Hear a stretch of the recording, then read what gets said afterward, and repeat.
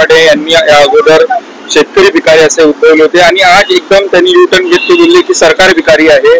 या संदर्भात काय सांगा? खरं माणिकरावना कोण निवडून दिलं हा एक प्रश्नचिन्ह, कोण मंत्री केलं हा दुसरा प्रश्नचिन्ह. आणि आता शासन भिकारी म्हणजे सरळ आणि सोप्या भाषेत सीएम भिकारी मध्ये आहे, उपमुख्यमंत्री भिकारी आहे असंच त्यांना म्हणायचं आहे.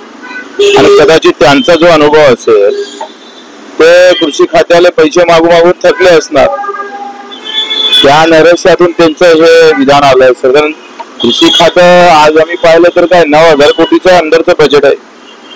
जलसंपदा चांगला आहे, पीडब्ल्यूडी चांगला आहे, गृहनिर्माण चांगलं आहे, गृह खातं चांगलं आहे आणि शेतीला पैसे नाही म्हणून त्यांनी ते खरं तर तपासायला पाहिजे. त्यांच्या भिकारी म्हणण्याचा हा मोठं विधान आहे, लहान विधान नाही.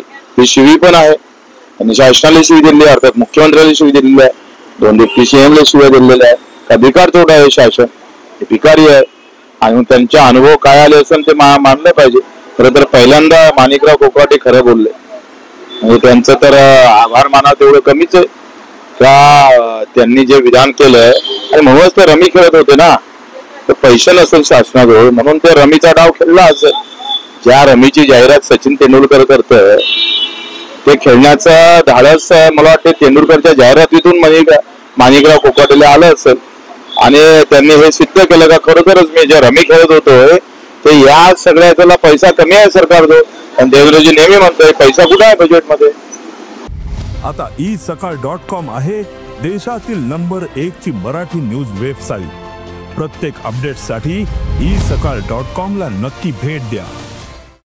कोणा सांगितलं होतं शक्तीपीठ सुरू करायला, कोणा सांगितलं होतं लाडके बहीण सुरू करायला, कोणी सांगितलं होतं मेट्रो सुरू करायला.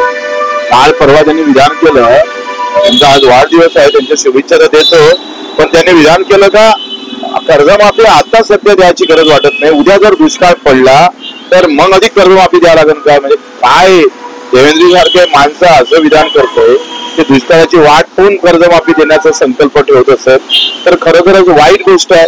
आम्ही कर्जमाफी का मागतोय कारण भावच भेटले नाही, 3,500 सोयाबीन विकावं लागली. दुष्काळापेक्षा महासंकट होतं कारण शेतीमालाला भावच नव्हता आणि म्हणून त्याच्यातून कर्जमाफीची मागणी. आणि तुम्ही म्हटलं होतं 7-12 कोरा तेव्हा तुम्ही त्याचं संशोधन उपाययोजना गुंतवणूक केली पाहिजे का हे काही बोलले नाही, फक्त सरळ बोलले होते कोरा. तर तेव्हा निवडणुकीत बोलले तेव्हा तुम्हाला उपाययोजना सुचल्याने गुंतवणूक करावी हे म्हणता आलं नाही, तुम्हाला 7-12 कोरा म्हणता आला. आणि त्याच्यातून आता माणिकरावची बिचारांची फजिती झाली, कृषी खात्याला पैसा नाही आहे आणि भीक मागल्याशिवाय पर्याय नाही. आणि म्हणून त्याने त्या दिवसापोटी भिकारचोट सरकार आहे असं त्यांनी म्हटलं. मुख्यमंत्री देवेंद्र फडणवीस रमी खेळण्यावर त्यांना तंबी सुद्धा दिली आहे. त्यावर कोकाटे यांनी असं बोलले आहे की या संदर्भात मुख्यमंत्री चौकशी करत जो कोणी व्हिडिओ काढला असेल त्या संदर्भात मी न्यायालयात कोर्टात जाईल असं होतं. आज महाराष्ट्राची अवस्था जर पाहिली तर ते गृहमंत्री आहे आणि गृहमंत्री असताना आज महाराष्ट्रातली जर अवस्था पाहिली तर प्रत्येक जिल्ह्यात तुम्ही जर पाहिलं तर सरकारला हातीशी घेऊन जे आका आहे ते आकाच जिल्हे चालवायला लागले. मी तर हा विधान परिषद मधला खेळलेला जो जुगार आहे तो तर भयानक आहेच, पण हा जुगार म्हणजे हे स्पष्ट होऊन गेलं का या सगळ्या ह्याच्यामध्ये जर कृषी मंत्र्याला हे व्यसन आवरू शकत नाही तर सामान्य माणसाला काय अवस्था असेल. म्हणजे कृषी मंत्र्याला रमी खेळलं तर लगेच त्याच्या बातम्या झाल्या, पण या रमीपायी किती लोक मरण पावले, किती लोक देश धडीला लागले, त्यासाठी मंत्री बोलायला तयार नाही आहे. आमचे मुख्यमंत्री बोलत नाही का एवढ्या सगळ्या आत्महत्या झाल्या का बंद होत नाही ते खेळ, का बरं ते चालवलं जातं, का बरं सिनेस्टार आणि क्रिकेटर ते जाहिरात करतं. लाज नाही वाटायला पाहिजे यांना का जिथं तुमच्या जाहिराती तुमच्या पैशापोटी तुमच्यासारखे सिनेस्टार जर आम्ही पाहतोय क्रिकेटर जर हे जाहिरात करत असेल तर हे तर त्या भिकार चोटापेक्षा हे भिकार चोट आहे. माणिकराव पहिल्यांदा खरे बोलले म्हणजे त्यांना शाबासकीच द्यावं लागत. रमी खेळले आता माफ तुम्ही खरे विधानावर खरे आले.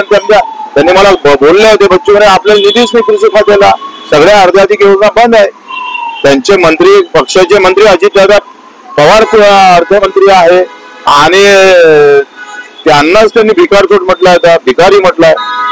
तुम्ही जर चित्र रंगवलं असाल तर आता भिकाऱ्याच्या अवस्थेत कोण दाखवणार तुम्ही?